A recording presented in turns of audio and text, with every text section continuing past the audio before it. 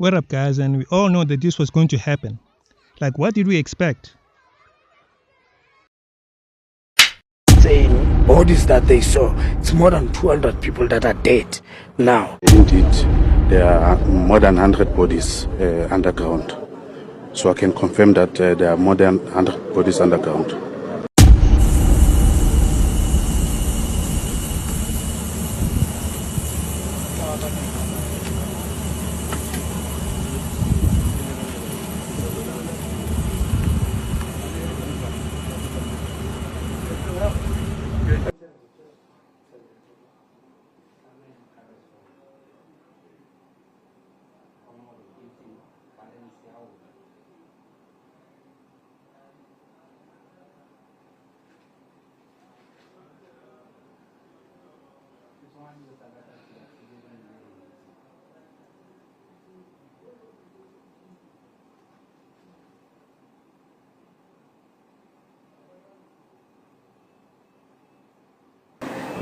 Ke kadile isi ke na le nako ke kuda cause no jine se ke na 3 weeks or 2 weeks e tletseng ke go tamadi toilet ke na le 4 months ke ga ke na le 4 months ke sa toilet ha ke toilet ha ke ntshe metsi no jina 3 weeks e fedileng ke ona ne le bona ke ntsha madi a ke ntsha metsi mo. So mawubatshela lapha yana emgodini ukuthi awukho grand udinga usizo bathini why ukhona ukuphuma manje dipidisi di teng ba ka fa dipidisi mara di jwa di US donc go dipidisi tse le teng ga se dino sa ja and then naga mo ke motho treatment ya HIV. South African rescuers have hauled up dozens of miners and dead bodies from an abandoned gold mine. That was according to police on Tuesday, after 2 days of operations at the site in the town of Stilfontein. Police began laying siege to the mine in August as part of a crackdown on illegal mining. Authorities have said survivors will face illegal mining and immigration charges. Here is Mzukizi Jam, a spokesperson at the South African National Civics Organization. Yesterday they told us that about more than 400 people are still stuck down there, need to be extracted. And they also told us that the number of dead bodies is actually more than 100. Police had previously cut off food and water supplies in an attempt to force the miners to the surface so they could be arrested. Now they're retrieving survivors and dead bodies. Footage issued by a miners' rights group on Monday had shown dozens of corpses and skeletal survivors. This is footage that has been distributed to all other media organizations throughout the country. Images, very disturbing images of what we are told are dead miners underground, and it is important to note that the content we are showing you is graphic in nature, and so if you feel you cannot handle it, please do perhaps switch off for the moment.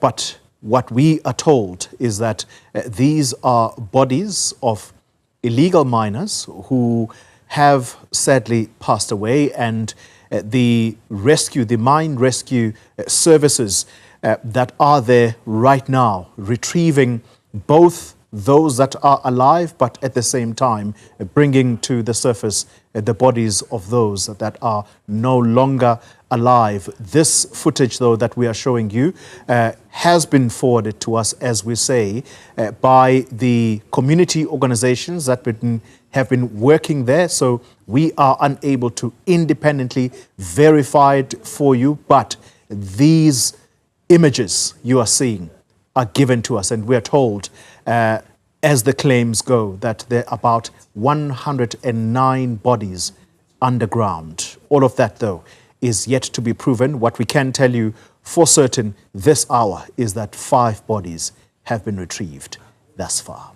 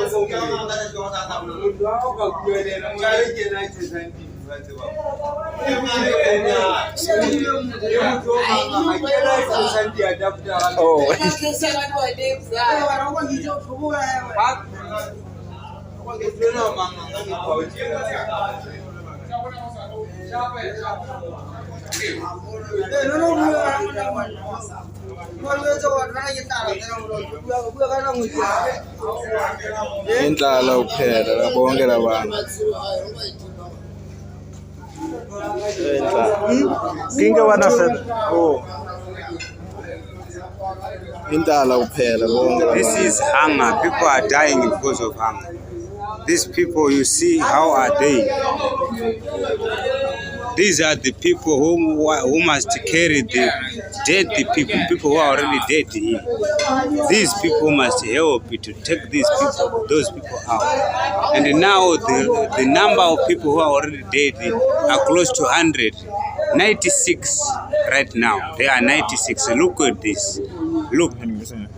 Take a look at this. You see, people are dying. One is 20 people. People are dying here. Please help. Please help us. Bring us food or take us out so quickly. But please start with food because we don't have power. We don't have power. We are already dead. Look at this. Look at this. Look at this. Look, how many days must you live in a situation like this? No, guys, we are dead. We are already dead. We are already dead. The situation is too bad. Please help us. Please help us. We are already dead. We are already dead. Please help us. Thank you. 997 are Mozambicans, Zimbabweans 427, South African 118, and then Basotho 120, no, South African 21, and then Basotho 120, Congolese 1, Malawian 1. So you can see those people are illegal. We are setting a wrong precedence to say people can get under the ground to do illegal mining, get all the money and everything, and then we will then come and rescue them as government, or people will come and say they are human rights, humanities, and then take us to court on illegal things. So next time I can tell you, it's going to come out from somewhere, and the very same people will be taking us to court, and then there will be a chaos in this country, and there will be lawlessness. So we are not even dealing with South Africans who really, you can say, they're trying to make a living. They are not, they are illegal. Like you said, they don't even have correct documentation.